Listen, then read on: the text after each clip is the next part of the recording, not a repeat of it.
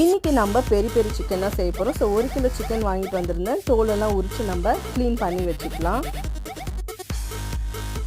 இந்த மாதிரி ஸ்லைஸாக கட் பண்ணிக்கிட்டோன்னா மசாலா நல்லா சிக்கனில் இறங்கும்.